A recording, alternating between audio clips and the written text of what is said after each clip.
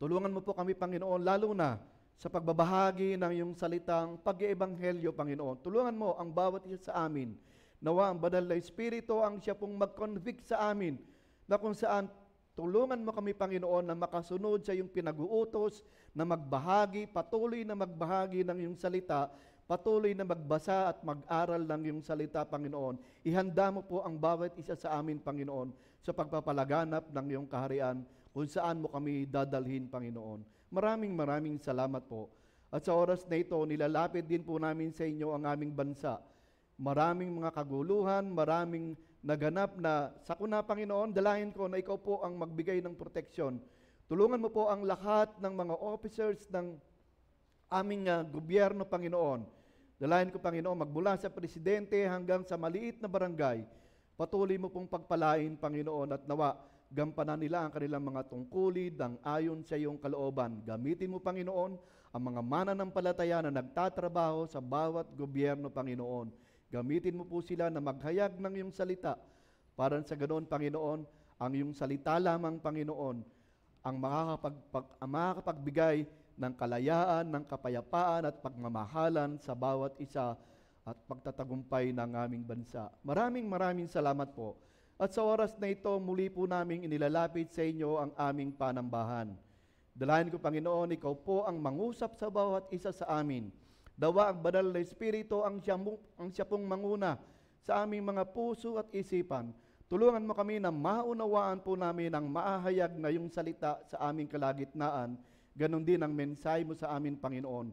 Gamitin mo po ang aking bibig, puso at isipan sa pagpapahayag ng iyong salita, Panginoon. Nawa ikaw po ang aming maitaas, ikaw ang aming maparangalan, at ikaw ang aming mabigyan ng kaluwalhatian sa oras na ito. Pinupuri po namin kayo at pinasasalamatan. Ito po ang aming samot dalangin sa dakilang pangalan po ng aming Panginoong Hesus. Amen. Amen. Muli isang magandang umaga po sa ating lahat, mga kapatid. Magandang umaga po.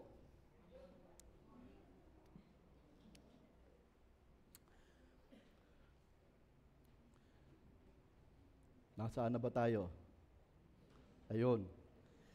Last Sunday, mga kapatid, pwera nung Sunday, nung nakaraang Sunday, ay tinapos natin ang ating pag-aaral sa ikalawang grupo. Tayo po ngayon, Panginoon, tayo po ngayon, mga kapatid, ay patuloy na mag-aaral ng salita ng Panginoon patungkol po sa ang laman at ang Espiritu. Sabi ko nga kanina, last 2 Sundays, tinapos natin ang ating pag-aaral sa ikalawang grupo ng mga bunga ng Espiritu na naglalaman,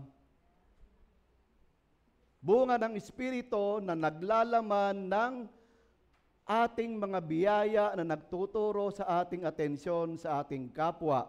Ito po yung tinalakay natin ng pagtitiis o pagtitiyaga sa ating kapwa at sa mga kapatid. Ganon din, tinalakay din natin ang kabaitan. Kabaitan o pagpapakita ng kabaitan sa ating kapwa at sa ating mga kapatid. Ganon din, yung last Sunday, tinapos natin ang ating pag-aaral sa kabutihan. Ang kabutihan, ito ang pagbibigay at pagpapadama ng kabutihan sa ating kapwa, ganon din sa ating mga kapatid. Ngayong umaga, mga kapatid, ipagpapatuloy natin ang ating pag-aaral patungkol sa mga bunga ng Espiritu na matatagpuan po natin sa Galatians chapter 5, verse 22 to 23. Hinihiling ko po na tumayo po tayong lahat at buksan po natin ang ating mga Biblia sa Galatians chapter 5, verse 22 to 23. Ito po ang sinasaad. Subalit ang bunga ng Espiritu ay pag-ibig, kagalakan, kapayapaan, pagtitiyaga, kabaitan, kabutihan, katapatan, kahinahunan at pagpipigil sa sarili. Walang batas laban sa mga ito. In English, but the fruit of the Spirit is love, joy, peace, long-suffering, kindness, goodness, faithfulness, gentleness, self-control. Against such there is no law.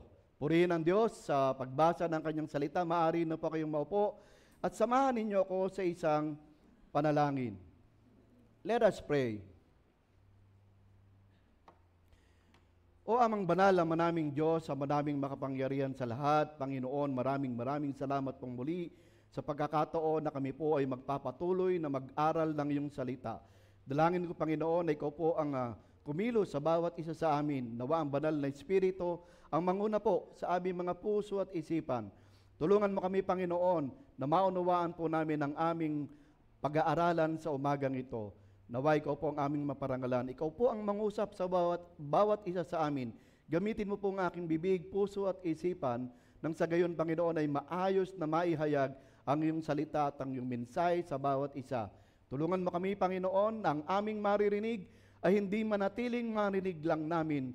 Bagkus, Panginoon, tulungan mo kami sa tulong po ng banal na Espiritu na ito po ay mai-apply po namin sa aming mga buhay. Purihin po kayo magpakailan pa man. Ito po ng aming dalangin sa dakilang pangalan po ng aming Panginoong Hesus. Amen. Sabi ko nga kanina, itutuloy natin ang ating pag-aaral. Dumating na tayo doon sa ikatlong grupo ng ating pag-aaral patungkol sa mga bunga ng laman. Ang ikatlong grupo, ito ay mga bunga ng Espiritu na direktang tumutukoy sa ating sarili. Ito ay ang tungkol sa ating katapatan, faithfulness, kahinahunan, gentleness, at pagpipigil sa sarili. Ang ikapitong katangian, ito yung tatalakayan natin sa umagang ito. Yung ikapitong katangian na binanggit ni Apostol Pablo bilang bunga ng Espiritu ay ang katapatan. The Greek word is pistis. Pistis, hindi peste, no? Pistis. Iyon yung Greek word ng katapatan, meaning faith, belief, or trust. In Greek mythology, ito ay kumakatawan sa mabuting pananampalataya at pagiging mapagkakatiwalaan. Ngunit sa Kristyanismo, sa bagong tipan, madalas itong ginagamit na tumutukoy sa isang paniniwala o pananampalataya patungkol sa Diyos at kay Kristo tungo sa kaligtasan. Ngunit ito rin ay ginamit upang ilarawan ang kalidad ng katapatan o pagiging matapat. Ibig sabihin, ang katangian ng isang tao na mapagkakatiwalaan. Sabi po yan ni Thayer na isang theologian. Ganon din, sinabi rin po ni Vine na isang theologian din na ito ay tapat, mapagkakatiwalaan, maaasahan. Tinawag naman ni William Barclay na isa ring theologian, ito ay ang virtue ng pagiging maaasahan. Virtue na ito ay, unfortunately, ay hindi gaanong pangkaraniwan. Maraming nagke-claim nito na mga matalinong tao na nagsasabi na mahirap itong hanapin. Ayon po yan sa Kawikaan 20 verse 6. Sinasabi rin ng salmista sa awit 121, marami din, sabi, ang katapatan din ang kakulangan sa panahon ng salmista. Inilarawan niya ang isang kalagayan na tila katulad ng ating sitwasyon sa panahon natin ngayon. Ayon po yan sa awit. Gayunpaman, ang katapatan ay mahalaga para sa mga tatanggap ng korona ng buhay. Ayon po yan sa pahayag 2:10. Para mahikayat tayo sa development ng virtue na ito, ang katapatan sa ating buhay, we need to look unto Jesus and God as the example of faithfulness. Talakayin natin ang ilang mga area o sitwasyon upang maunawaan natin kung saan natin kailangan natin ng mas malaking katapatan. Ang sino mang ginagabayan ng Espiritu ng Diyos ay tiyak na mapapalakas ang kanyang pananampalataya na magpapakita o maipapakita ang virtue ng katapatan sa kanilang buhay. At habang pinagbubulay-bulayan natin ito, tingnan natin yung mga halimbawa. Halimbawa ng katapatan na mababasa po natin sa salita ng Panginoon. Unahin natin ang katapatan ni Jesus at ng Diyos. Tingnan natin ang katapatan ni Jesus. Si Jesus ay tapat sa pagtupad ng kanyang tungkulin bilang anak ng Diyos. Mababasa po natin yan sa Hebrews chapter 3 verse 1 to 2. Tapat si Jesus tulad ni Moises bilang isang lingkod. Ano pong sabi ng talata? Sinasabi ng talata na si Jesus ang sugo ng Diyos, ang ating pinakapunong pari ng ating pananampalataya. Tapat siya sa Diyos na pumili sa Kanya, tulad ni Moises, na naging tapat sa buong sambahayan ng Diyos. Ang tanong natin ngayon, naging tapat ba tayong lahat sa buong sambahayan ng Diyos? Ibig sabihin, tapat ba tayo sa isa't isa? Dahil tayo yung sambahayan ng Diyos. Subukan natin tanungin ang ating sarili. Tanungin natin ang ating sarili, naging tapat ba ako sa buong sambahayan ng Diyos? Si Jesus din ay tapat sa pagtupad ng gawaing ibinigay sa Kanya ng Diyos Ama. Sabi ng 1:34, John 5:30 at John 6:38. Ayon sa mga talata, makikita natin ang pagiging tapat ng ating Panginoong Hesukristo. Ang pagiging tapat ni Jesus sa nagsugo sa Kanya, hindi siya gumawa ng sa sarili niyang kagustuhan, bagkus tapat niyang sinunod ang ipinagagawa ng Diyos Ama na nasa langit. Maging ito man ay katumbas ng Kanyang buhay. Ito ngayon ang hamon sa ating lahat. Tapat ba tayong sumusunod sa nagligtas sa atin? Tapat ba tayo sa ating Panginoong Hesus? Tapat ba tayong sumunod sa pumili sa atin? Tapat ba tayong sumusunod sa Diyos? Kailangan nating sagutin ang mga katanungang ito sapagkat ang sagot natin, ito ang isa sa huhubog sa ating katapatan ayon sa kalooban ng Diyos. Kaya nga kung ang sagot natin ay oo, tapat ako sa Diyos, papuri sa Diyos, magpupuri tayo sa Diyos. Subalit, kung hindi ang sagot natin, o di kaya'y hindi tayo sigurado sa ating sagot kung tapat tayo sa ating Diyos, sa ating Panginoong Hesukristo, mga kapatid, kung hindi tayo sigurado, ito na yung tamang panahon para ayusin natin ang ating buhay. Ito yung tamang panahon para suriin natin ng mabuti ang ating sarili. Alamin natin kung ano ang dahilan kung bakit nananatili pa rin tayong hindi tapat sa Diyos. Panahon na para ayusin at baguhin na natin ang ating mga pag-uugali at sistema sa buhay. Kung gusto natin maging tapat sa Diyos, ayusin natin ang ating mga sarili. Itama na natin ito ayon sa kalooban ng Diyos. Maging tapat tayo sa Diyos. Maging tapat tayong sumunod sa nagligtas sa atin, ang ating Panginoong Hesus. At ganoon din naman, maging tapat tayong sumunod sa Diyos na pumili sa bawat isa sa atin. Isipin natin, sa dinami-dami ng tao, isa tayo sa pinili ng Diyos. Kaya magpasalamat tayo at maging tapat tayo sa Diyos. Kaya ba natin maging tapat sa Diyos? Kakayanin natin. Kakayanin natin? Yes, kakayanin natin. Why? Because nananahan sa atin ang banal na Espiritu na siyang tutulong sa atin na maging tapat tayo sa Diyos. Kung sa tayo lamang, kung hindi natin isasama ang Diyos, anong sabi ng John 15:7 kanina? Diba? John 15:6 yata yun, no? Basta yung binasa natin kanina.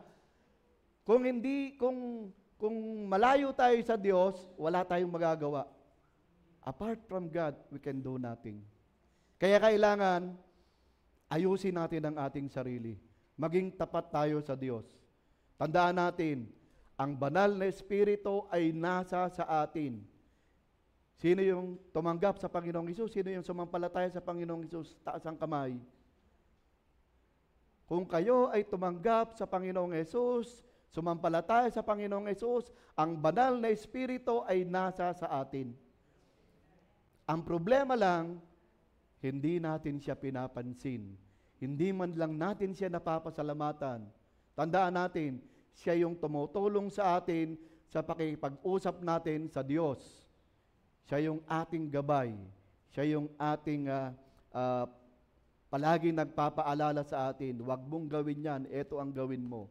Pero ang nangyayari, yung sarili pa natin ang nasusunod. Si Jesus ay tapat sa kanyang tungkulin bilang ating pinakamataas na pari. Oh. Sabi ng Hebrews 2:17-18, tapat na naglilingkod si Jesus sa Diyos, tapat na nag-alay ng kanyang buhay para mapatawad ang ating mga kasalanan. Tapat si Jesus dahil naunawaan niya ang ating kahinaan. Sabi ng Hebrews 4:14-15, alam ni Jesus ang ating kahinaan. Lahat tayo, alam na alam niya kung saan tayo mahina. Kaya, sinasabihan tayo ng Panginoong Hesus na maging matatag. Maging matatag tayo sa ating pananampalataya. Siya ang dakilang pari na pumasok nga sa kalangitan, sa harap ng Diyos, upang mamagitan sa atin at sa Diyos. Tapat si Jesus sapagkat masagana siyang nagbibigay sa atin ng biyaya. Biyaya at awa, mababasa natin yan sa Hebrews 4:16. Isipin natin, hindi ba kamangha-mangha? Masarap isipin. Napakasarap isipin na magkaroon tayo ng isang tagapagligtas na maaari nating asahan. Isipin natin, iniligtas na tayo, pwede pa natin siyang maasahan. Isang biyaya ng Diyos sa ating lahat na magkaroon tayo ng Jesus sa ating buhay. It's a grace of God na binigay sa atin. At banal na Espiritu na nananahan sa atin upang tayo ay tulungan sa ating pananampalataya. Tapat ang Diyos sa bawat isa sa atin. Tapat siya sa kanyang mga pangako. Pangako sa mga pinili niya, pangako sa mga anak o mga ibinilang na anak ng Diyos. Do we have faith in God? Tapat ba tayo sa Diyos? Tandaan po natin, mga kapatid, kilalang-kilala tayo ng Diyos at hindi natin siya malilinlang. Ano man ang ating ginagawa, alam ng Diyos. Kaya it's about time, ayusin na natin ang ating mga buhay. Hindi natin malilinlang ang Diyos. Kaya ngayon pa lang, umayos na tayo. Kalimutan o iwasan na natin ang mga pagnanasa ng laman. Nawa ang makita sa buhay natin, itong mga pinag-aaralan natin ng mga bunga ng Espiritu. Kung ang isang mananampalataya, kung sinasabi natin na tayo ay isang mananampalataya, sumampalataya sa Panginoong Hesus, tinanggap siya bilang Panginoon at tagapagligtas ng ating buhay, dapat nakikita sa buhay natin ang mga bunga ng Espiritu. Lahat po yun. Hindi lamang isa, dapat lahat ng bunga ng Espiritu. Siyam po yung bunga ng Espiritu na mababasa natin sa text natin kanina sa Galatians 5:22-23. Dapat lahat yun nakikita sa buhay natin. Kung talagang tayo ay totoong sumampalataya at tumanggap kay Jesus bilang Panginoon tagapagligtas ng ating buhay, dapat lalabas sa ating buhay ang mga bunga ng Espiritu. Ngayon naman, tingnan natin ang katapatan ng Diyos. Ang Diyos ay laging kilala bilang isang Diyos ng katapatan. Ayon po yan sa Deuteronomy chapter 7 verse 9. Tandaan po natin, ang Diyos na ating pinaglilingkuran ay tapat at hindi marunong sumira sa kanyang mga pangako. Nasira na ba ang pangako ng Diyos sa atin? Hindi, di ba? Dahil tapat ang Diyos sa kanyang mga pangako, kung ano ang sinabi niya, gagawin niya. Tapat siya sa lahat ng umiibig sa Kanya at sumusunod sa Kanyang mga tuntunin. Iniibig niya ang lahat ng nananalig sa Kanya mula noon hanggang ngayon at sa darating pang panahon. At sa Kanyang mga anak, siya ay tapat, maaasahan. Hindi tayo sinusubukan ng Diyos ng higit sa ating makakaya. Maliwanag ang sinabi ng talata sa 1 Corinthians 10:13. Hindi tayo bibigyan ng pagsubok ng higit sa ating makakaya, sapagkat tapat ang Diyos. Alam niya kung gaano, kung ano yung kahinaan natin, alam niya kung hanggang saan tayo makakaya yung mga pagsubok, kaya hindi tayo susubukin nang hindi natin kakayanin, dahil tapat ang Diyos. Ang tanong natin, ikaw kapatid, tayo, naging tapat ba tayo sa Diyos? Parang walang sumasagot. Parang walang tapat, ano? Sinusunod ba natin ang Kanyang utos? Tapat ba tayong nagtitiwala sa Kanya? The answer is within your heart. Nasa sa puso niyo yan, mga kapatid. Sa puso natin ang answer natin. Alam natin kung naging tapat tayo o hindi sa Diyos. Focus on God at sa Kanyang salita para maging tapat tayo sa Diyos. Tapat ang Diyos at ililigtas tayo from the evil one. Ha?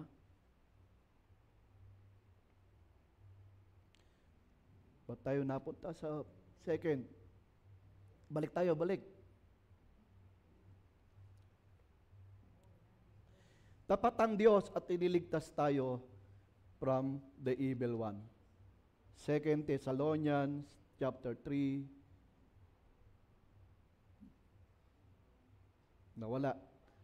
Isulat nyo na lang. 2 Thessalonians 3:3. Tapat ang Diyos at tatapusin niya ang Kanyang gawain ng kaligtasan para sa atin. Sa 1 Thessalonians chapter 5 verse 22 to 24. 1 Thessalonians chapter 5, 23 to 24. Kung tayo ay patuloy na sumusunod sa Diyos, pananatilihin niyang walang kapintasan ang buo nating katauhan, espiritu, kaluluwa at katawan, hanggang sa pagparito ng ating Panginoong Jesucristo. Tandaan natin, kung nananatili tayong tapat sa Diyos, pananatilihin niya na malinis ang ating katawan, isipan, espiritu, katauhan, ang ating kaluluwa, pananatilihin niyang malinis hanggang sa pagparito ng ating Panginoong Hesus. Kaya ang hiling sa atin, ang challenge sa atin, kailangan nating magpatuloy lamang na sumunod sa Diyos at ayusin ang ating mga buhay. Ayusin natin ang ating buhay ayon sa kalooban ng Diyos.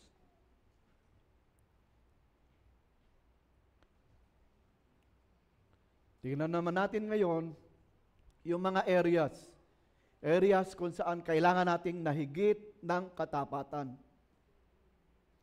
Unahin natin, kailangan nating maging tapat sa Diyos at kay Jesucristo. Mas matapat dapat ang ibibigay natin sa Diyos at sa Panginoong Hesus sa paraan ng paggamit ng ating mga talento. Matthew 25:21. Ang talatang ito ay tungkol sa parable of the talents. Natuwa ang Panginoon sa tapat na tagapamahala ng 5 talento. Malimit nating naririnig, mga kapatid, maging mabuti tayong katiwala ng Diyos sa mga biyayang ibinibigay niya sa atin. Isang example, yung mababasa natin sa Matthew 25:21. Dapat yung mga nare-receive natin ng mga blessing, dapat tapat nating inaayos, dapat maging tapat tayo, maayos tayong katiwala ng Diyos. Sabi nga doon sa parable, natuwa yung Panginoon sa tapat na tagapamahala ng 5 talento. Diba? Hindi niya ginamit kung saan, bagkos ginamit niya yung ibinigay sa kanya para tumubo pa. Para pagdating ng Panginoon, na doble yung ibabalik niya sa Panginoon. Kaya nga sa atin, sinasabi ko nga na malimit ko ring binabanggit, dapat maging mabuti tayong katiwala. Madalas, maraming mga tao ang hindi ginagamit ang kanilang mga blessings sa tamang paraan. Madalas, ang mga tao ay katulad ng isang taong may isang talento. Burying o inilibing niya o ihinukay niya yung isang talent niya at hindi ginamit sa tamang paraan. At dahil dito, hindi ito ikinatuwa ng Panginoon. Sabi po ng Matthew chapter 25, 24 to 26. Sabi nga, ang mga talatang ito ay maging isang babala sa ating lahat. Gamitin natin ng tapat sa tamang paraan ang mga talentong ibinibigay sa atin. Lahat ng talent na binibigay sa atin, gamitin natin ng tapat. Gamitin natin ng ayon sa kalooban ng Diyos. If we are blessed financially, be a channel of blessing to others. Because God loves a cheerful giver. Ano mang talento ang mayroon tayo, use it for the glory of God. Kung marunong kang tumugtog, gamitin mo yan for the glory of God. Kung maganda ang iyong boses, gamitin mo yan for the glory of God. Kung ikaw ay binibiyayaan ng limpak-limpak na salapi, gamitin mo yan ayon sa kalooban ng Diyos. Gamitin mo yan sa gawain ng Panginoon.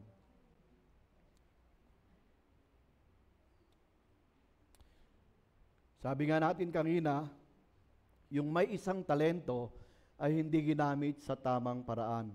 Diba? Hindi ginamit ng tapat at hindi rin ginamit sa tamang paraan. Tulad ni Moises sa burning bush, gumagawa siya ng mga dahilan habang kinakausap si Yahweh. Diba? Binibilinan siya ni Yahweh, inuutosan siya, ang dami niyang rason.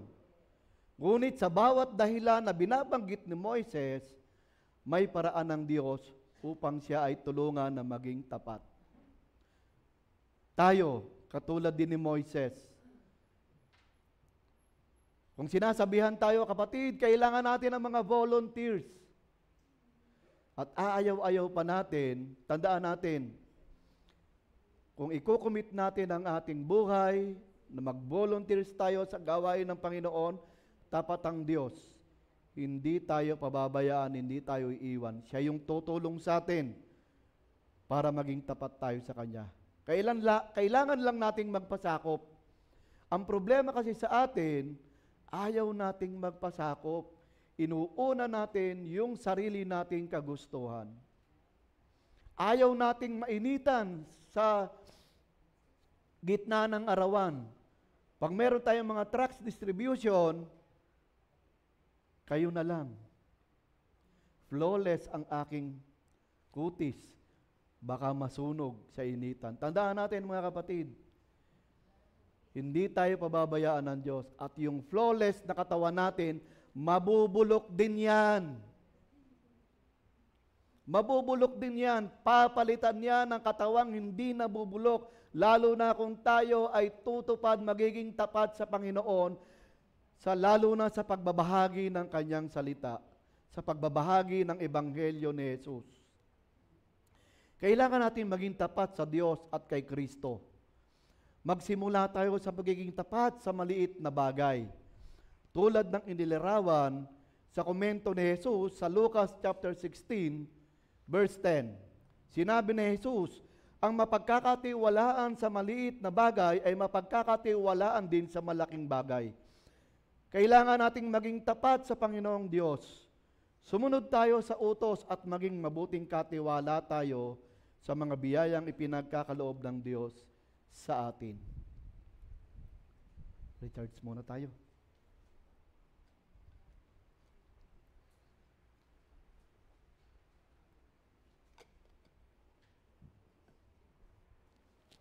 Sabi nga, mabuting katiwala tayo sa biyayang ipinagkakaloob sa atin ng Diyos.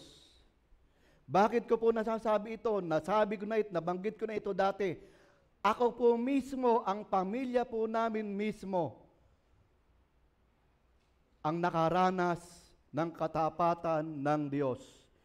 Binayayaan ako ng magandang trabaho, binayayaan ng magandang blessings, subalit hindi kami naging tapat sa mga ipinagkatiwala ng Diyos sa amin. Hindi kami nagbabalik ng tamang tithes and offerings. Isipin niyo mga kapatid, panahon ni Joseph Estrada, yung presidente natin, umabot sa 53, 55 ang palitan ng dollar. Napakaganda, hindi ko po itinataas yung sarili ko. Sinasabi ko po ito para maging warning sa ating lahat. Dito ako nagtatrabaho sa Pilipinas, dollar po yung sinasahod ko. Maganda yung trabaho ko, hindi ako nahihirapan. Maganda yung sweldo. Hindi kami naging tapat. Pagkatapos ng worship service, gala dito, gala doon, mall dito, mall doon. Hindi kami sumasama, hindi kami nagpa-participate sa gawain ng iglesia. Para kaming Sunday goers lang. Hindi kami naging tapat sa Panginoon. Ano yung nangyari? Isang corrupt, multinational company sa US, yung company po namin. Hindi namin sukat akalain na magde-declare ng bankruptcy. Biglang, isang kurap lang, hindi kami nakaprepared, lahat po kami. Sinarado yung kumpanya, kami lahat nakatunganga. Lalo na ako, hirap na maghanap, yung panahon na yun, hirap maghanap ng trabaho. Bakit po? Nabanggit ko na sa inyo, hindi po ako nakapag-aral ng kolehiyo. Trade school lang po yung pinag-aralan ko. Pero dahil blessing ng Panginoon, binayayaan ako, maganda yung trabaho, hindi ko inayos. Naging engineer kahit hindi ako nakapag-kolehiyo. Naging manager kahit hindi ako nakapag-aral ng kolehiyo. Hindi ko po itinataas ang sarili ko. Ito po ay isang warning po sa ating lahat.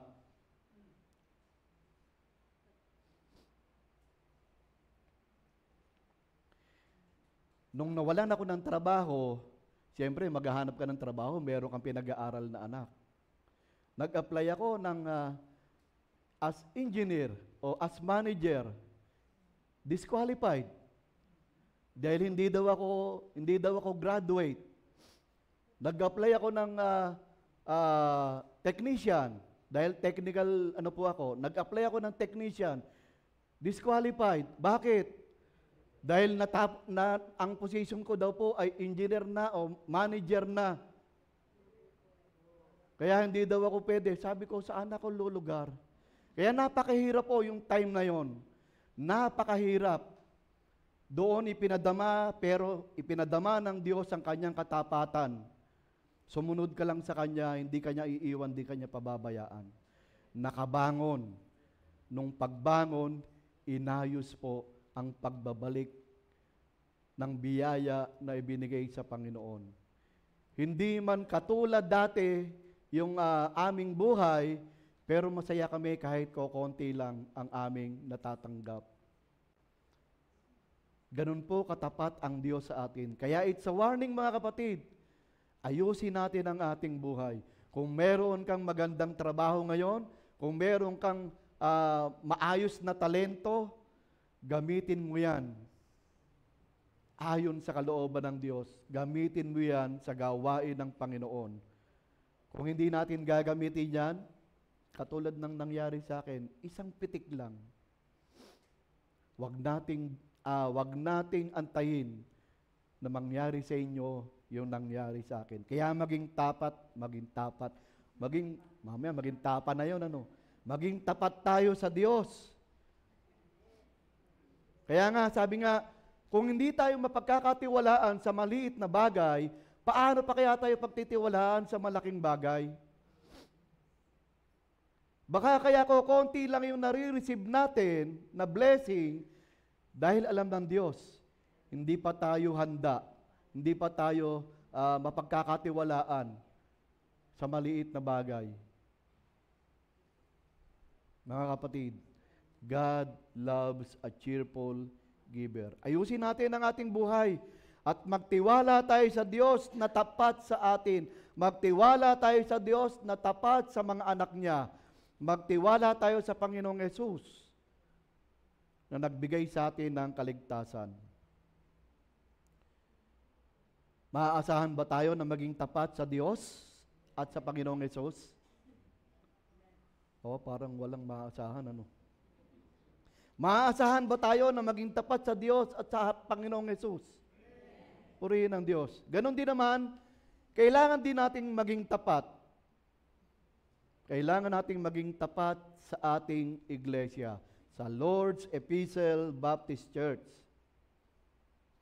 Ang pamilya ng Diyos ay palaging nangangailangan ng mga tao na tunay na matapat, tunay na mapagkakatiwalaan, maaasahan, at mga loyal na mga mananampalataya. Sabi nga, ang kakulangan ng katapatan sa iglesia ng Diyos ay maaaring makita sa iba't ibang paraan. Paano natin makikita na ang mga mananampalataya ay kulang sa katapatan?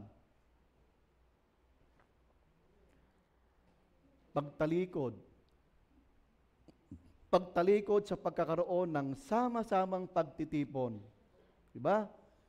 Sa mga fellowship, sa cell group, sa mga pag-evangelize, hindi tayo nagiging tapat. Ito yung mga kakulangan sa ating iglesia. Malimit tayong pinapaalalahanan.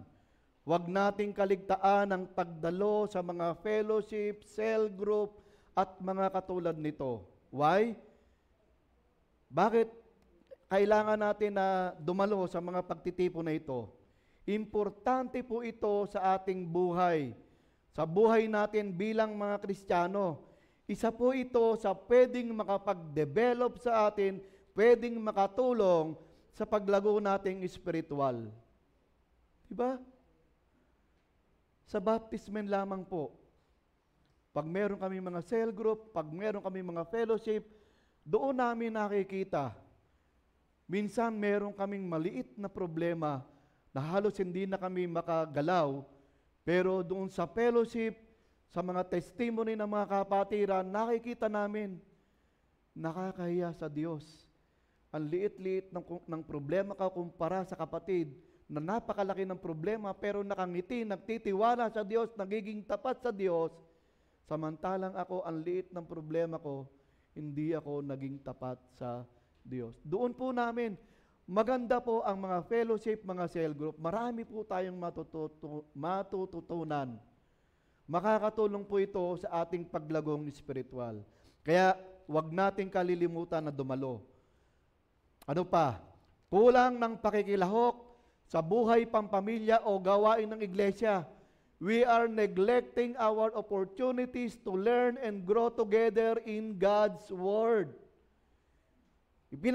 Ipinagkakatiwala na lang natin ito sa iba. Katulad ng binanggit ko kanina, meron tayong tract distribution, meron tayong evangelism na activities. Sige, kayo na lang. Hindi na tayo dumadalo, hindi tayo nagpa-participate. Tandaan natin, kayang-kaya tayong pitikin, isang pitik lang sa atin, mga kapatid. Kung ginagawa nating ipagkatiwala ito sa iba, mga kapatid, we are losing the opportunity to grow spiritually. Walang pakialam sa kapakanan ng ating mga kapatid sa pananampalataya. Mga kapatid, we are losing the opportunity to grow spiritually pag ginagawa natin ito. Hindi natin dapat baliwalain ang mga ganitong unfaithfulness. Hindi natin dapat baliwalain ito, mga kapatid, sapagkat sabi nito, pinahihina natin. Kung ginagawa natin ito, kung unfaithful tayo, hindi tayo faithful, pinahihina natin ang gawain ng Panginoon.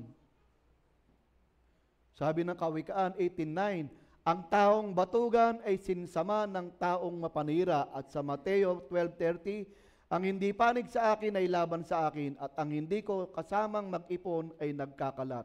Gumising na po tayo, mga kapatid. Huwag tayong magtulog-tulugan. Mga kapatid, marami po tayong gawain.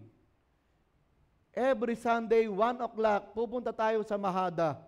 Kailangan po ng maraming volunteers. Kung gusto natin na maging isang iglesia o magkaroon ulit tayo ng daughter churches doon sa Mahadain, pagtulungan natin mga kapatid. Hindi po kaya yan ni Pastor Wes at ng kanyang buong pamilya. Kailangan po ng mga kapatiran para po makapagbahagi, mag-evangelize. Maraming mga kapatid din na nagbo-volunteer. Salamat sa Panginoon. Pero marami pa po ang kailangan natin. Kulang tayo sa tagapagturo ng mga bata. Kulang tayo sa tagapagturo o maghakot o mag-evangelize sa mga youth.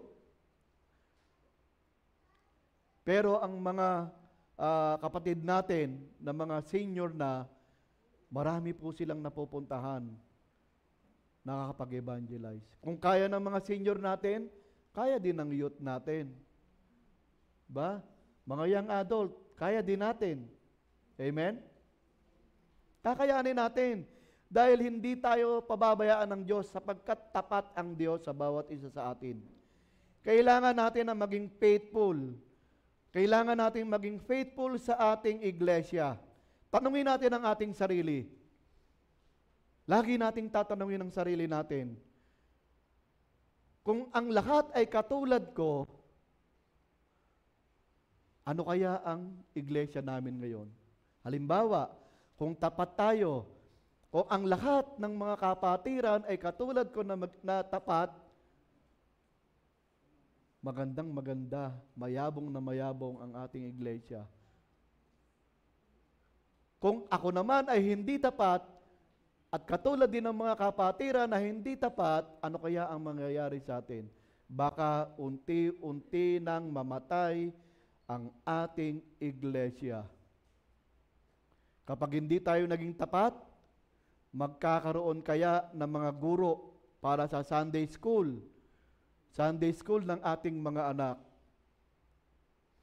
Lalago kaya ang ating iglesia, both spiritually and physically. Magtatagal kaya ang simbahan o unti-unti itong mamamatay? Tanungin natin ang ating sarili, gaano ba tayo katapat? Kung ang lahat ay magiging matapat, lahat tayo, lalago at lalaki ang iglesia. Dadami ang magpapahayag ng ebanghelyo ni Jesus. Lalawak ang gawain ng Panginoon. Dadami ang bilang ng mga miyembro ng iglesia, meaning, maraming madaragdag na mga mananampalataya sa iglesia. Anong kasunod nun?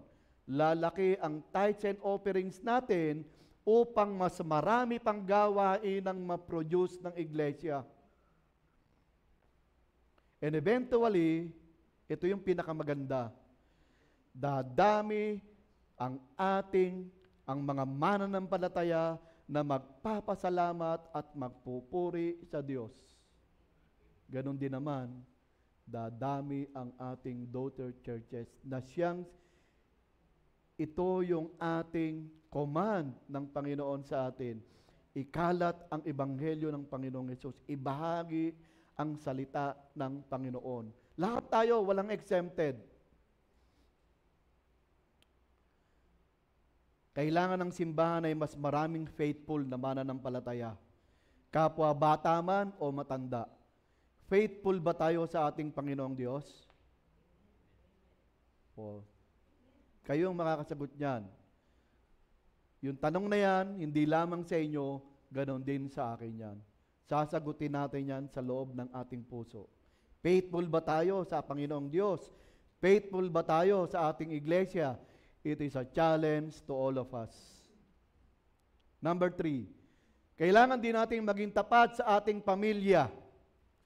Kailangan nating maging matapat bilang mga ama ng tahanan. Taas ang kamay, mga tatay.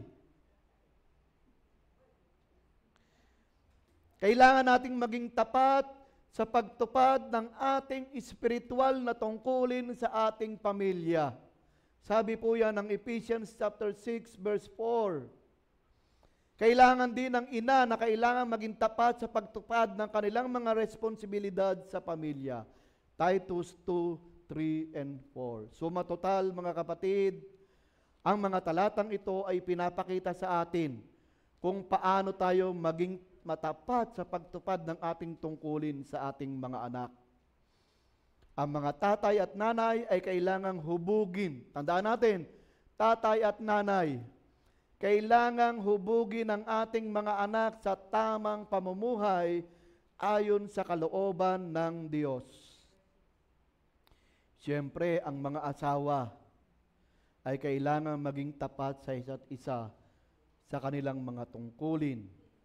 Sabi po yan ng Ephesians chapter 5 verse 22 to 33. Hindi ko na po nilagay dyan at masyadong mahaba. Basahin nyo na lamang po. Kailangan nating maging tapat sa isa't isa. Yung mga mag-asawa, kailangan ninyo o kailangan nating maging tapat sa ating asawa. Mga anak, akala nyo ligtas kayo ha? Mga anak, kailangan din ninyong maging tapat. Sabi po ng Ephesians 6:1-3, ayon sa talata, inuutosan ng mga anak na sundin ang kanilang mga magulang sapagkat ito ang nararapat. Igalang mo ang iyong ama at ina. Ito ang unang utos na may kalakip na pangako. Ano yung kalakip na pangako? Magiging maganda at ahaba ang iyong buhay dito sa lupa. Kaya kung gusto nating maging maganda ang ating buhay at humaba ang ating buhay sa lupa, kailangan natin ang paggalang sa ating mga magulang. Kailangan nating igalang ang ating mga magulang. Hindi lamang yung mga biological parents natin, pati yung mga nakakatanda sa atin, kailangan nating igalang. Ganon din sa mga nakakabata sa atin, kailangan nating igalang. Pero yung verse na ito, honor your parents. Ba?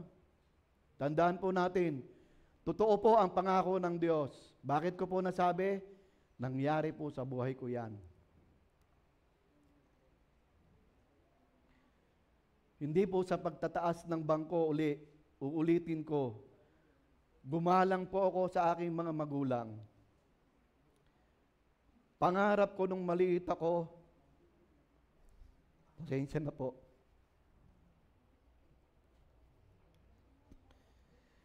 pangarap ko nung maliit ako, gusto kong maging engineer. Dahil sa kahirapan, nakita ko yung kahirapan ng aking mga magulang. Kaya ang inisip ko, nung araw po, payat na payat ako. Hindi ako pwede sa construction. Kaya inisip ko, mag-aral ako sa trade school para kahit papano maging maayos yung trabaho ko. Nangyari po. Dahil ginalang ko ang aking mga magulang. Pangarap ko maging engineer. Paano ako magiging engineer? Hindi naman ako nakapagkolehiyo. Pero tinupad ng Panginoon yun, nabanggit ko kanina, naging engineer po yung position ko doon sa binabanggit ko na company namin sa US. 3 taon ako, ang title ko is engineer, field service engineer. Tapos na-promote pa, senior field service engineer. O hindi ba naging engineer? Totoo po ang salita ng Panginoon. Gagawin niya ang kanyang pangako. Kung igagalang mo ang iyong mga magulang, hahaba ang iyong buhay, bibigyan ka ng magandang buhay. Nakaranas po ako ng magandang buhay kahit sandali lamang. Pangako ng Diyos. Ilang taon na ako ngayon, hulaan nyo? Sobra naman. 65 going to 66. O hindi ba mahaba na yung buhay na yon? Marami nga, pagkalabas pa lang, namamatay na. Pero nakarating ako dito dahil pangako ng Diyos. If you honor your parents, gaganda ang buhay mo, hahaba ang buhay mo. Yun yung sinabi ng Panginoon. Yun yung pangako ng Diyos. Maging tapat lamang tayo sa Diyos. Kaya nga mga anak, maging tapat kayo sa inyong mga magulang. Kung ang mga anak natin ay ginagalang ang ating mga magulang, tandaan nyo, hindi kayo pababayaan ng Diyos. Hindi kayo iiwan. He will bless you. abundantly.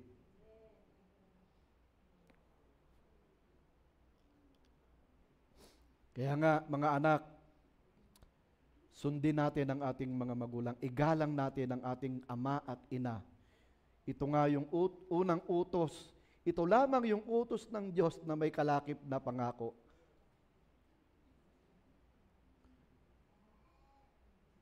Kaya nga mga kapatid, kailangan natin, mas lalong kailangan ng mga tapat na mga anak. Tayo, mga anak ng Diyos. Dapat maging tapat tayo sa Diyos. Di ba? Anak tayo ng Diyos. Sino anak ng Diyos? Taas ang kamay.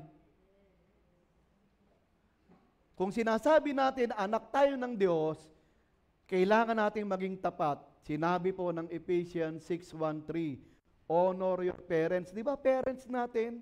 Diyos Ama na nasa langit, tatay natin.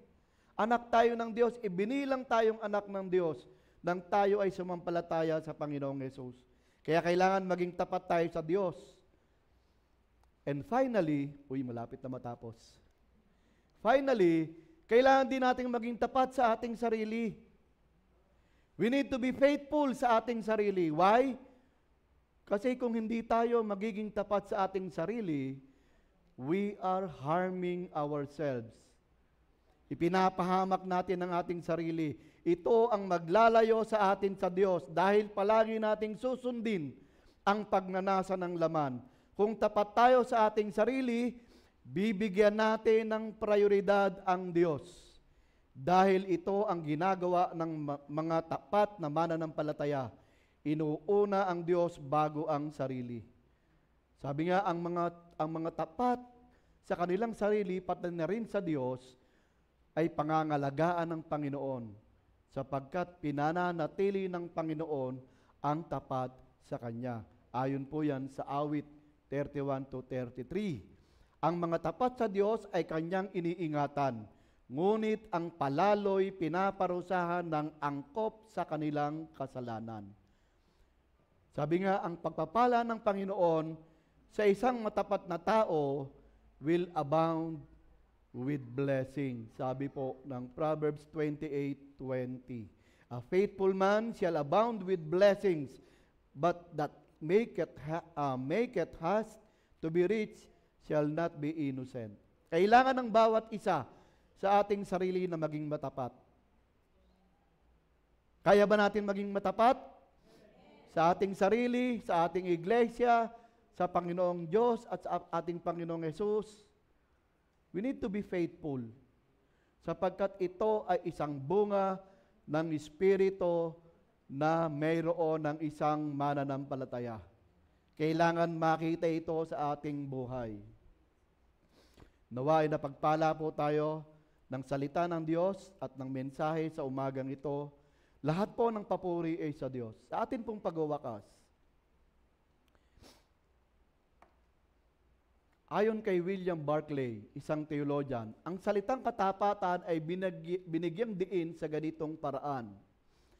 Ang pistos ay talagang mahusay na salita, ipinapahayag nito ang tungkol sa taong maari nating asahan sa kanyang tapat na serbisyo. Ang salita ng matapat na tao ay maaari nating tanggapin ng walang pag-aalinlangan. Inilalarawan nito ang taong nagtataglay ng isang tapat at hindi natitinag na katapatan ni Jesucristo at ang ganap na pagtitiwala sa Diyos. Number 2, ang isang tao na pinamumunuan ng Espiritu ng Diyos upang makabuo ng bunga ng Espiritu ay susunod sa yapak ng Diyos at nakapagligtas na kanyang pinaglilingkuran. Kasama sa mga yapak na iyon ay ang virtue ng katapatan at ang virtue ng pagiging mapagkakatiwalaan. Ito po yung challenge sa atin, mga kapatid. Ang challenge po sa atin, kaya ba nating maging matapat? Kaya ba nating maging tapat sa paglilingkod sa Diyos? Sa simbahan, sa ating pamilya, sa ating sarili? Tanungin mo ang sarili mo, kapatid. Tanungin natin ang ating sarili. Tingnan nyo nga yung katabi ninyo kung mukhang matapat. Mukha bang matapat yung katabi natin?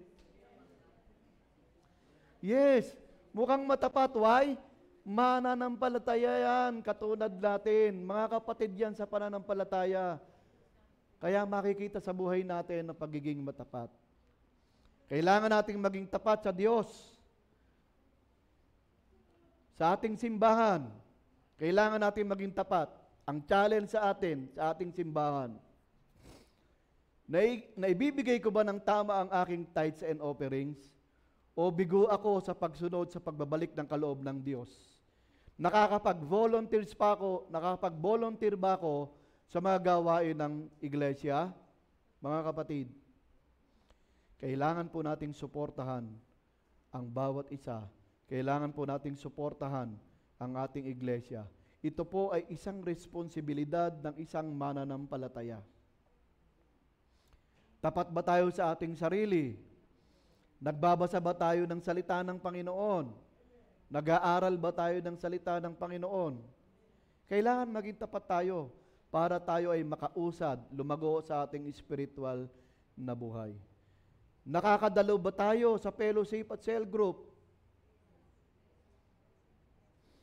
Sumasama ba tayo sa pag-iebanghelyo?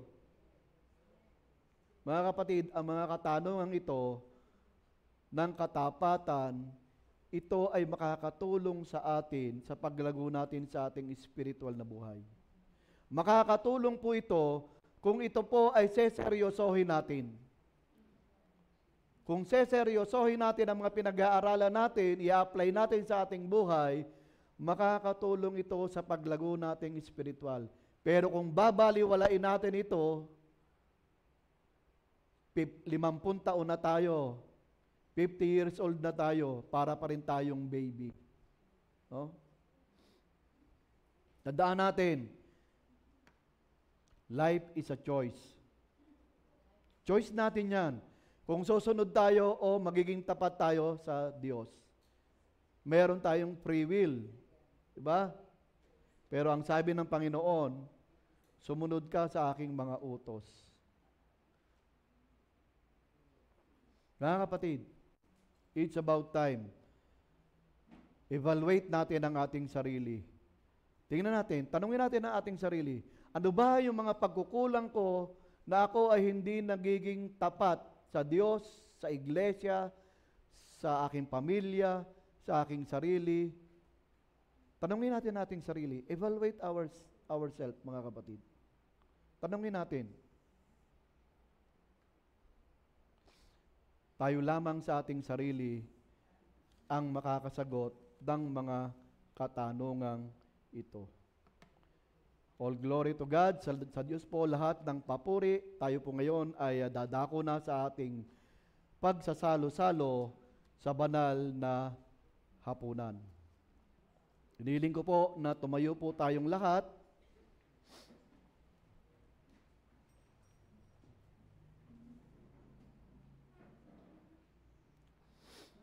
Ang hapag ng Panginoon ay isang taimtim na pagpapahayag ng kamatayan ng Panginoon hanggang sa kanyang muling pagparito. Isang pag-alaala sa kagandahang loob ng Diyos sa pamamagitan ng kanyang mabiyayang pagpapatawad sa ating mga kasalanan. Ito ay hindi lamang isang ritual na ginagawa ng iglesia, kundi ito ay isang pagsunod sa utos ni Jesus na ating Panginoon. Hindi nito napapatawad ang ating mga kasalanan, subalit sinasalamin nito ang bagong tipan ng pakikipag-ugnayan natin sa Diyos sa pamamagitan ng kamatayan ni Jesus sa krus ng Kalbaryo. Ito rin ay isang mahalagang pagpapakita ng ating pakikipag-isa sa katawan ni Kristo, ang iglesia. Ang babala ni Apostol Pablo ay nagsisilbing paalala sa atin na ang hapag ng Panginoon ay isang gawaing pinag-iisa, hindi pinagbabahabahagi ang mga mananampalataya kay Kristo. Mariing ipinapaalala ni Apostol Pablo na ang hapag ng Panginoon ay isang banal na gawain at dapat igalang. Ang pakikibahagi rito ng hindi nararapat ay magbubunga ng hindi maganda. Ang hindi nararapat na pagtanggap at pag-inom sa mga elemento ay isang kasalanan sa katawan at dugo ng ating Panginoong Hesus. Dahil dito, kinakailangan saliksikin nating mabuti ang ating sarili upang ating matiyak ng buong kamalayan na tayo'y karapat-dapat na sumalo sa banal na hapag ng ating Panginoon. Sa ating upuan, maaari na po kayong maupo. Sa ating upuan, mga kapatid, saliksikin natin ang ating sarili. Kung meron tayong mga kasalanan na nagawa, ihingi natin ng tawad sa Diyos. Bibigyan ko kayo ng 1 minuto para po tayo ay manalangin.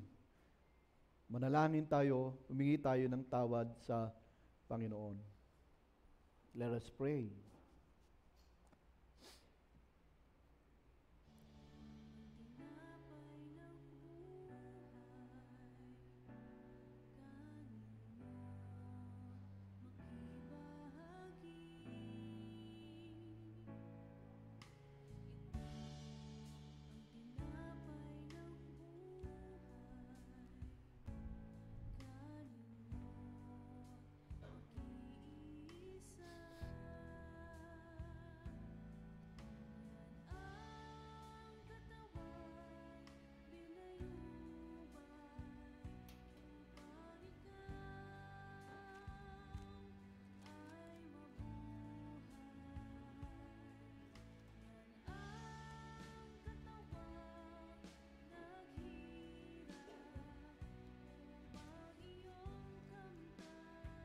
Tayo po'y manalangin. O amang banal, ama naming Diyos, ama namin makapangyarihan sa lahat, Panginoon, patawarin mo kami sa mga kasalanan po namin na nagawa sa inyo at sa aming kapwa. Patawarin mo rin kami sa mga pagkukulang po namin sa inyo at sa aming kapwa. Maraming salamat po. Ito po ang aming dalangin sa pangalan ni Jesus. Amen.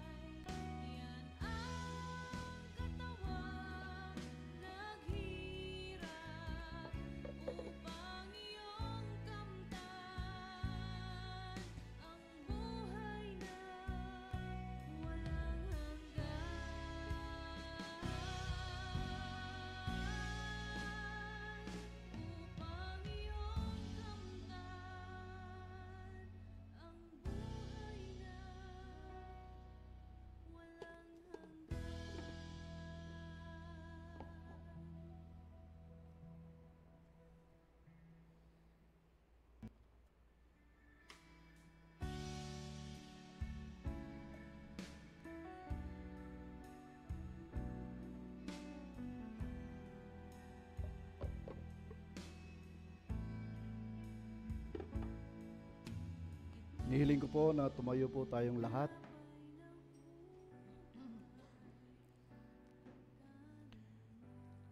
Sapagkat ito ang turo na tinanggap ko mula sa Panginoon at binigay ko naman sa inyo noong gabing siya ipagkanulo, ang Panginoong Hesus ay dumampot ng tinapay, nagpasalamat at pinagpira-piraso iyon at sinabi, ito ang aking katawan na inihahandog para sa inyo. Gawin ninyo ito bilang pag-alaala sa akin. Sabay-sabay po natin kainin.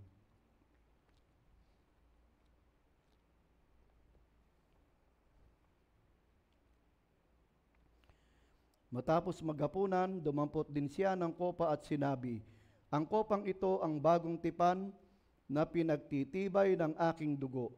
Tuwing iinumin ninyo ito, gawin ninyo bilang pag-alaala sa akin. Sabay-sabay po tayong uminom. Sapagkat tuwing kakain kayo ng tinapay na ito at iinom sa kopang ito, ipinapahayag ninyo ang kamatayan ng Panginoon hanggang sa kanyang muling pagparito. Tayo po'y manalangin. Let us pray. O amang banal, ama naming Diyos, ama naming makapangyarihan sa lahat, Panginoon, kami po ay nagpupuri sa iyo at nagpapasalamat sa umagang ito. Salamat po, Panginoon, sa pagkakataon na muli inaalaala po namin ang ginawa ng Panginoong Hesus doon sa krus ng Kalbaryo. Tunay nga na napakabuti mo, Panginoon. Wagas ang pag-ibig mo sa bawat isa sa amin. Sa oras na ito, nilalapit po namin sa inyo ang aming mga sarili. Tulungan mo kami, Panginoon, na hindi lamang tuwing unang linggo ng buwan na alalahanin namin ang ginawa ng Panginoong Hesus doon sa krus ng Kalbaryo para po sa aming kaligtasan. Bagkus, Panginoon, tulungan mo kami sa tulong po ng banal na Espiritu na alalahanin namin ang ginawa ng Panginoong Hesus sa araw-araw ng aming buhay, sa oras-oras ng aming buhay, na ang Panginoong Hesus ay nabayubay doon sa krus, inilaan niya ang kanyang buhay, dumaloy ang kanyang dugo para mapatawad ang aming mga kasalanan at kami magkaroon ng kaligtasan. Maraming salamat po. Purihin po kayo magpakailan paman. Ito po ang aming dalangin sa dakilang pangalan po ng aming Panginoong Hesus. Amen, amen. Manatili po tayong nakatayo para po sa ating tithes and offerings.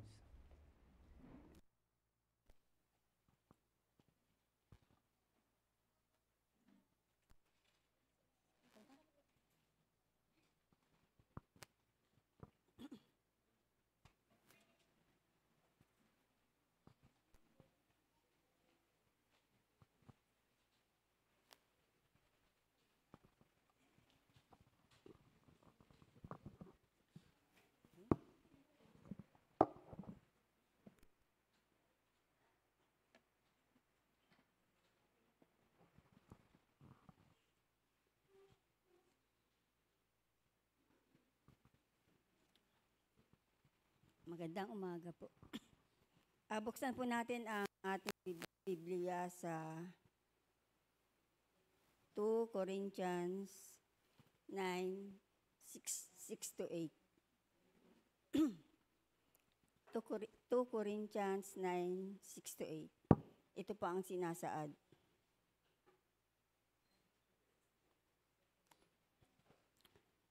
Tandaan nyo ito. Ang naghahasik ng kakaunti ay mag-aani ng kakaunti, at ang naghahasik naman ng marami ay mag-aani ng marami.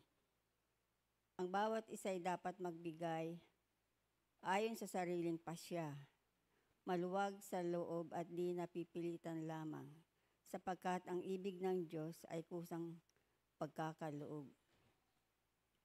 Magagawa ng Diyos na pasaganain kayo sa lahat ng bagay, higit pa sa inyong pangangailangan, upang may magamit kayo sa pagkakawang gawa.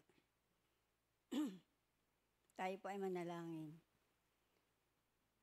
Amang nasa langit, amang Diyos, maraming salamat po, Ama, sa lahat po ng biyaya, sa lahat po ng pagpapala. Maraming salamat po sa paggabay at pag-iingat po sa bawat isa sa amin, sa aming pamilya at sa lahat po ng pagkakataon. Maraming salamat po sa kalakasan ng katawan, sa magandang kalusugan at sa pagpapagaling po sa aming mga sakit at karamdaman. Pagpalain po ninyo, Panginoon, ang malilikom po naming mga tithes ngayong umaga. Papuri po ay binabalik po namin sa inyo, Ama, at dinadalangin po namin sa pangalan ng Panginoong Hesus. Amen.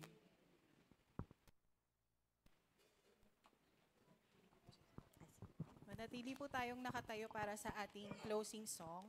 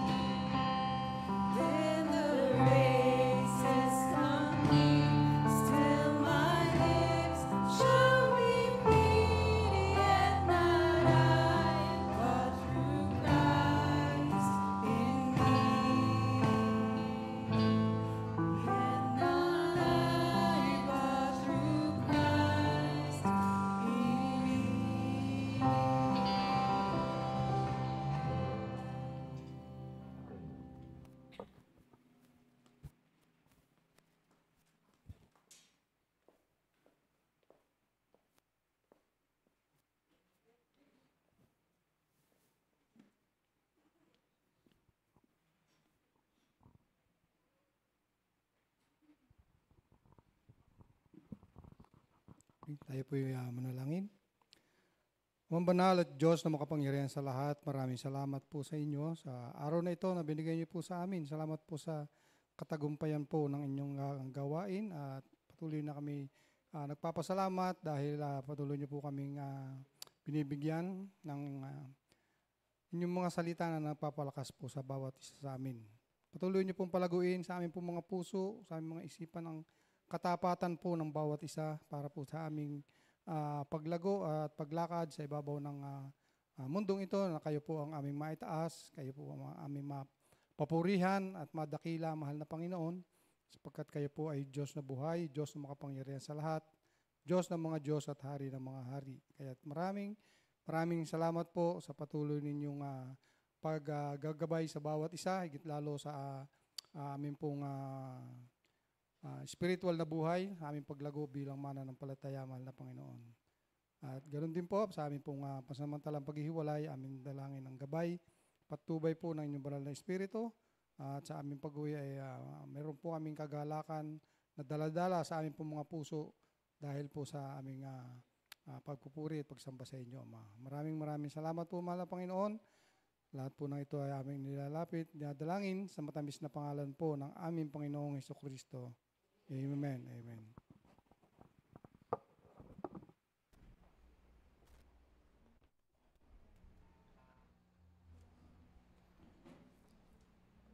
Awitin po natin ang doxology.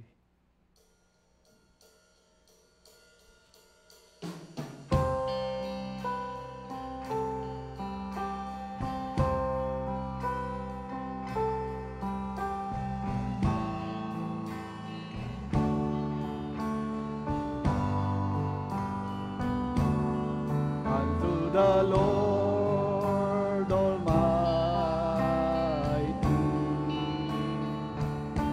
be glory both now and ever. Glory forevermore. Amen. Amen.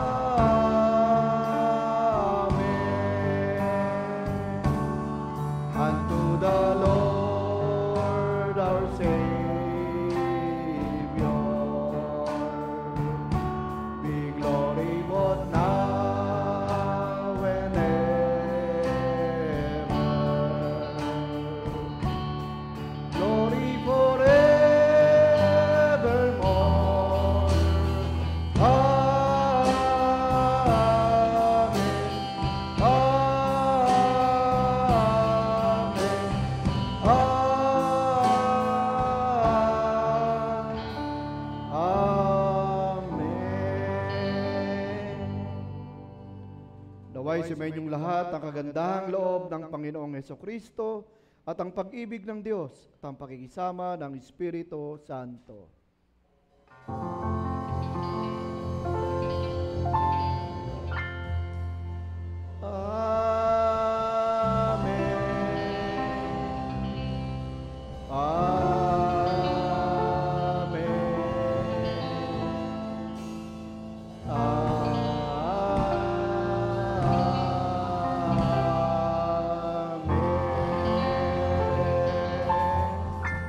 Purihin ang Diyos, maaari na po kayong maupo. Tawagin natin ang ating worship leader para po sa mga announcements.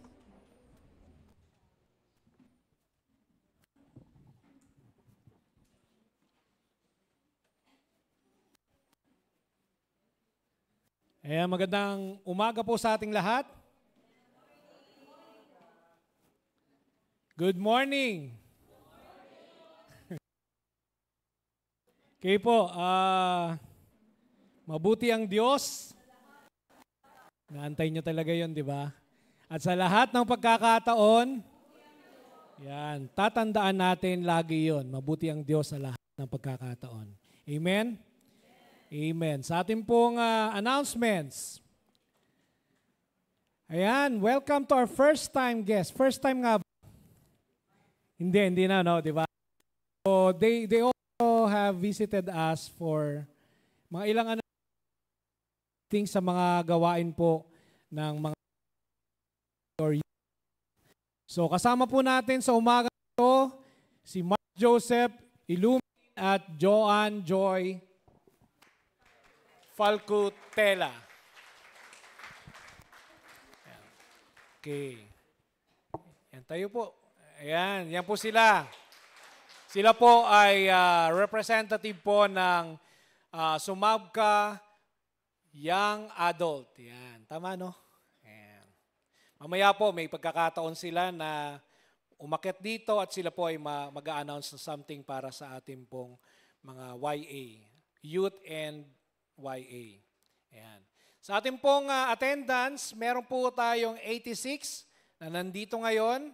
May 2 guest at 14 na kids na nasa taas naman. For a total of 102, papuri sa Panginoon. Parang may gusto pang dagdagan eh. No? Okay, sa mga birthdays naman po. Ayan. October 7. Kailan yan? Wednesday. Ha? Ano ba ngayon? 5, 4 pala iniisip ko. Sa Tuesday po, October 7, birthday po ng ating kapatid na si Vanessa Grace Lim. Nasaan si Sister Van? Ay, may lagnat. Okay, pag-pray po natin si Sister Van na gumaling agad. Ayan. Meron pa po ba? Birthday din po ng ating kapatid. Sa October 7 din, Sister Marjorie Joy Duwad. Sister Joy. Yan, wala rin po. No? Paabot na lang po ng pagbati. And si Brianna Margaret Ilustre sa October 8. Sister Gary. Saan si Gary? Wala rin. Kasi birthday. Birthday din po ni Sister Joy. Wala. October 9. Yan. Sa Thursday. Birthday ng ating kapatid na Sister Shoni Lequilio. Sister Shoni, ito yung totoong birthday mo talaga. Ayan. Kasi marami rin pong birthdays po ito, Sister Shoni. Happy birthday, Sister Shoni. And October 10, Sister Neng Rabe. Ayan, Sister Neng, nandito Sister Neng, oh. Ayan, Sister Neng, tayo naman, Sister Neng. Tayo, Sister Neng, para kasi wala kang picture, Sister Neng, para makita nila kung sino Sister Neng Rabe. Ayan. Birthday po ni Sister Neng Rabe sa October 10. Okay? And October 11 na nasa Dubai ba sila? Nasa Qatar po. Nasa Qatar. So, Sister Eileen Lianza. Happy birthday, Sister Eileen, kung nanonood ka. Ito, tatanungin ko rin, Tay, ito ba yung totoong birthday mo, Tay?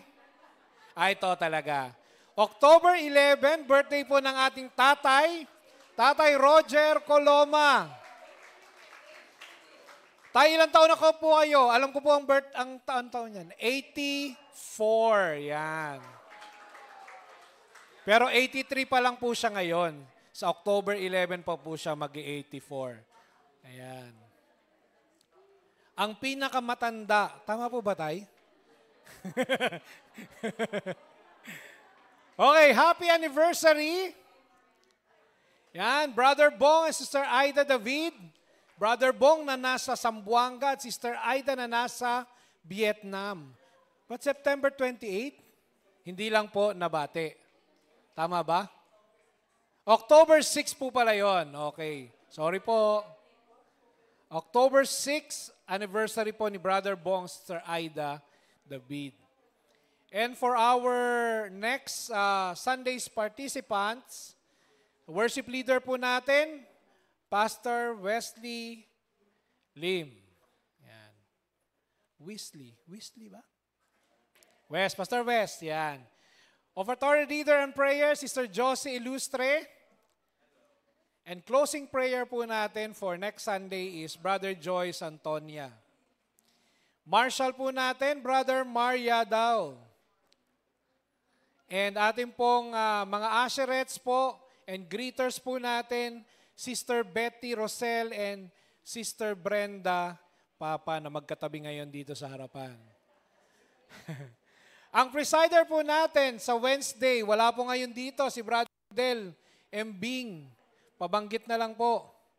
And, ito na ba yon? Okay, kailangan kong patayuin yung ating pong guest. At sila na po ang magsasabi dito na lang sa harapan, Brad. Ayan. Si Mark po, by the way, siya po ang president po ng SYA po natin. Sumabka Young Adult. Ayan, so magandang at mga gwapo po kayo sa umaga. Ayan, so blessed morning po. Ayan, so hindi po sobrang memorable po ng LBC sa amin dahil dito po ginanap yung first anniversary po ng Young Adults. Ayan. So sobrang thankful po kami. And ayun po, nandito po kami para bumisita and mag-promote po ng nalapit na event ng Sumabka Young Adults. Ayan. So bago po ang lahat, ako po si Mark Joseph Ilumin from Lakeview Southern Baptist Church. Ayan. So, and currently ngayon ako po yung president ng Young Adults, pero yung height po pang youth. Hindi po. Ayan. So, and kasama ko rin po yung partner ko sa buhay. No? Yung secretary po ng aming Young Adults. Ayan. So, si Joanne Joy po. Ayan. So, explain ko lang po yung, wait lang. Wait, ma-vibrate yung cellphone. Hindi, joke lang po. Ayan, so explain ko lang po yung ating nalapit na praise jam na pinamagatang Break Free. Ayan, so John 8:36, this coming October 31, 2025, Friday 4 p.m. at CAA Event Center Las Piñas. So ito po ay pre-admission sa mga non-believers. And sa mga part po ng Sumabka people, it is, meron po siyang 120 pesos na ticket for, ito po is sponsorship ticket. Ayan, or ito po yung in support ng ating event po. Ayan, so sa mga needs, sa mga production po ng gaganapin na event na to. Ayan, so, and also, ayan, so explain ko lang po ng konti yung about sa Praise Jam. Ayan, yung Praise Jam po is an evangelistic concert organized by the young adults and young people of Sumabka. Its primary purpose is to share the gospel of Jesus Christ with the CAA community. Then to other young people from different communities, praying that through worship testimonies and proclamation of God's word, they will encounter the saving grace and freedom that is only found in Jesus Christ. So ito po is, kung nare-recall nyo po, merong October Praise. Yan, so medyo binago lang po namin ng ngayon kasi ginawa po namin is pupunta po kami ng iba't ibang lugar na igaganapin po yung mga evangelistic concert. Ayan, so ang pinaka po namin dito is yung CAA community. Ayan, so lahat po ng youth, men, women, young adults, and lahat po is invited. Meron lang limit capacity yung place, kaya nagbigay po kay Pastor ng 20 tickets lang po. Ayan, so I hope po na support po tayo sa event na ito. Ayan, so paano po tayo support sa event na to or yung ways to support po natin? Ito po is yung unang-una is prayer. Ayan, so isama nyo po sa prayer po natin yung event na ito dahil ito po ay evangelistic concert or way to share Jesus Christ sa mga ibang mga tao. So maraming hindrances ang gagawin ni Satan para hindi matuloy ito or marami siyang pipigilan pero unang-una pa is nagwagi na po ang ating Panginoon. Ayan. So and next po, be a counselor. Ayan, pwede po kayong maging counselor sa event na iyon. And also, grab sponsorship ticket. Ayan, yun nga po yung 120 pesos. Ayan, ticket po natin for sponsorship ticket. And also, meron rin po kaming t-shirt na binibenta sa mga gusto pong mag-avail. Ayan, so message lang po kayo or iscan nyo po yung QR code. Ayan, so kahapon yung last day ng 250 pesos. So ngayon po is 300 na po siya. So sa ayan. Pag-pray po natin na maging 250 ulit. Ayan, extend. So, ayan po. And also, inaanyahan ko po ang bawat isa na konting lambing lang po na like and share yung Facebook page po ng ating Praise Jam para mas maraming maabot. Ayan, hindi lang yung mga sumabka or CAA community, lahat ng lugar ay maabot po nito sa glory po ng ating Panginoon. So yun lamang po, pasasalamat sa ating Panginoon. Yung CAA community po ito po yung mga 4Ps. Ayan, na sa ano po ni Pastor Orly. So bali po is nag-request po siya kung pwedeng dito ganapin yung event. So doon po namin ginather yung event para maabot po yung community nila. And praying na magtuloy-tuloy po ito sa iba't ibang lugar na dito sa Metro Manila and other part ng Philippines po.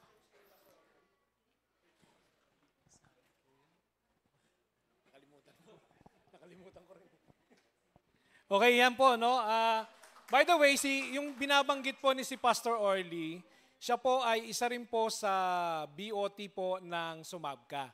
And yung church po nila, yung po yung sinusuportahan ngayon nung Sumabka para doon po sa i-reach out po yung mga YA at saka youth po doon sa area. So, kaya po doon po sa Las Piñas yun, ano, Brother Mark? And may tanong pala, pag bumili ba ng 300 or yung 250 na ibababa mo, okay na ba? Pwede na bang pumunta? Isa pa rin, bibili ka pa rin dapat ng ticket. Tama? Ayan. So bumili ka pa rin ng ticket, bumili ka rin ng t-shirt in support doon sa ating Praise Jam na concert. Evangelistic concert. Ayan. Okay? By the way, yung ticket pala na ibigay na rin kina Princess at sa kina Miko. Tama? Ayan. Ayan. Ano po? Bibili kayo? May sasabihin. Sorry, may sasabihin. Akala ko bibili po eh. Wait, meron pa ba tayo? Magandang umaga po. Hindi pa. Magpa-practice. Wala. Teka. Kasi nung nakarang linggo, di ba, nag-decide na tayo doon sa Kulay, Azalea. Kaya lang, hindi siya available. So ngayon, para wala namang, sabi nung presidente, wala namang yung malapit daw doon sa Kulay na yon. So wala naman akong nakita. So ang pasya ko, yung rust or yung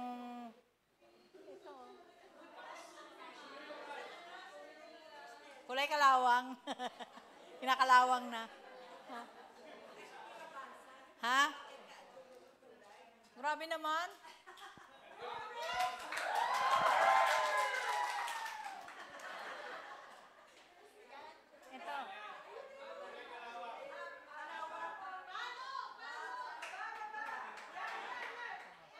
Ito. Ito o kaya ito.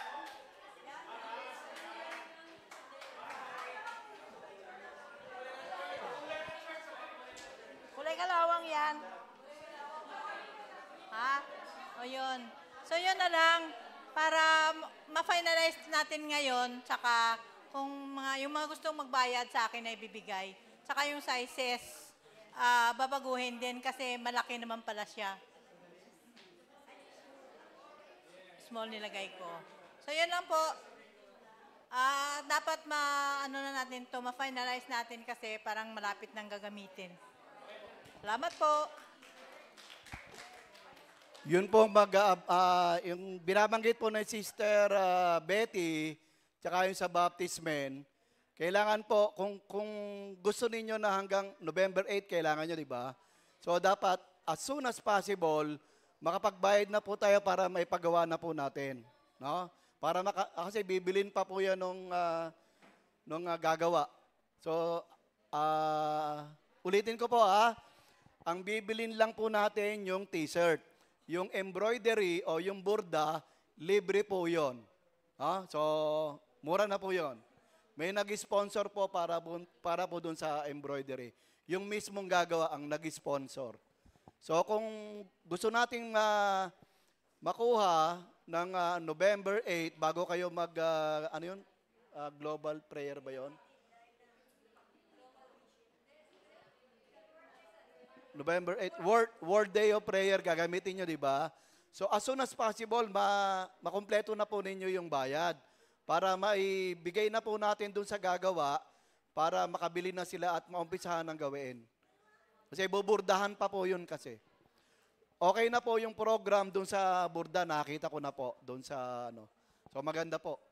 Yung mga young adult, pwede rin kayo kung gusto nyo magpagawa.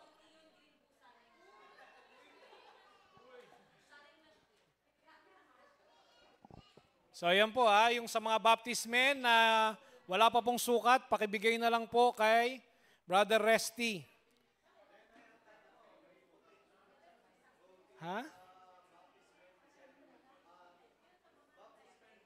Oo po, ano po?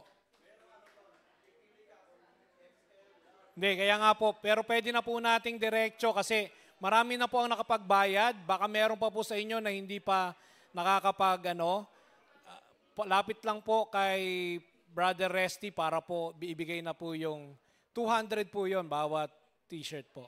Okay? Okay, bago po tayo dumako doon sa ating pong Sunday School groupings, which hindi po siya, it's an orientation lang po tayo ngayon because of time constraint po. Meron pong lumapit o pumasok kanina na sila po ay taga-Sotabka. No, Sotabka Church, grupo po sila ng Sotabka. Sila rin po ay katulad natin, meron din po silang gawain pala sa Southville. Ngayon, sila po ay lumapit at gusto pong magbigay po ng announcement po, no? Hihingi lang po sila ng support kung meron lang pong may nais. Meron po ditong silang binigay na poster po, Praise and Worship Night 2025. This will be on Saturday, November 8, 2025 po. Ang kanila pong guest po ay si Pastor Romel Guevara at yung asawa po na Sister Susan Guevara. It's like a concert po na gaganapin po sa Umbria 180 sa May Binyan. Opo. And meron pong admission fee na 200 which nag-iwan din po ng ticket dito.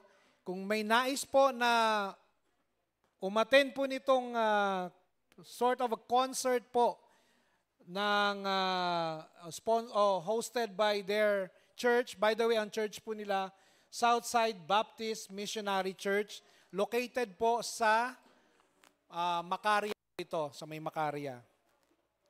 Ang pumunta po kanina ay si Brother Hernan Donya at ang kanyang asawa po na Sister Christy Donya ng Southside Baptist Missionary Church sa Macaria Village po.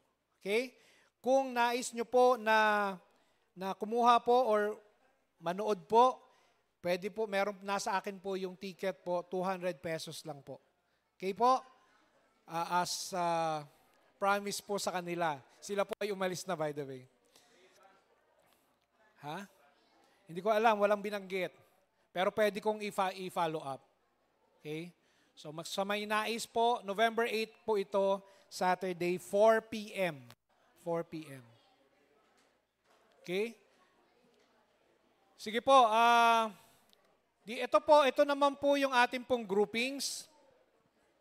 Sabi ko nga mag-umpisa tayo ngayon pero it would be sort of an orientation. Hindi pa po tayo mag-start doon sa ating lesson. Ito po yung grupo po. Ayan. Grupo ni Brother Ferdy Marceliana na siyang guro po ng grupo na to.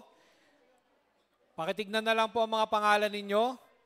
Hindi ko na po babanggitin isa-isa. Sige po, next. Kay Tatay Roger naman po, na siya rin pong guro naman sa grupo na to, pakitignan na lang po ang inyong mga pangalan. Next.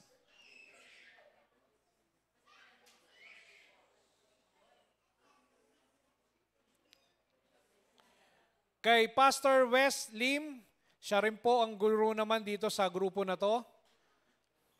Maaari pong tignan nyo po ang inyong mga pangalan.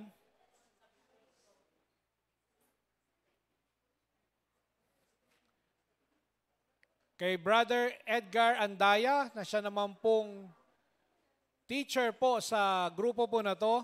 Pakitignan po ang inyong mga pangalan. Yan po, dyan po kayo belong sa grupo po ni Brother Edgar Andaya.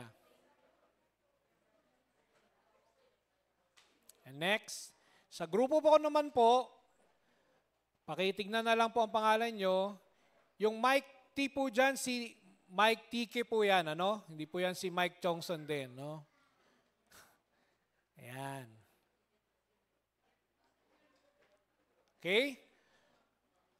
I think that's all dun sa groupings po. And dun po sa mga kabataan, meron po kayong sariling grupo. Ang sa mga babae po, ang hahawak po ay si Miko, Sister Miko. Sa mga lalaki naman po, ang hahawak naman po ay si Pastor, Brother Lester Levwe. Yan. Okay po, so tayo po ay mag-groupings for the meantime. And it's sort of an orientation. Ano ba yung mga expect natin for next week na start po ng ating pong Sunday School. Para hindi po we only have like 25 minutes hanggang alas 12 or 20 minutes pala to have an orientation. 25 minutes. Yeah, 20 minutes na lang pala, by the way. Opo. Ayan, sa grupo po ni Brother Edgar, doon na po, kumakaway na po si Brother Edgar. Grupo ni Pastor Wes. Pastor Wes, diyan ka ba sa dulo? Kabilang dulo? Yan. Brother Ferdy, saan ang grupo mo, Brother Ferdy? Ang grupo ko po dito na sa taas dahil nandito na po ako sa taas.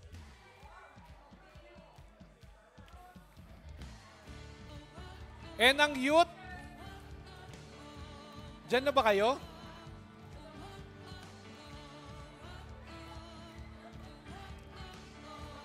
Opo. Yung may age po, ikaw yun.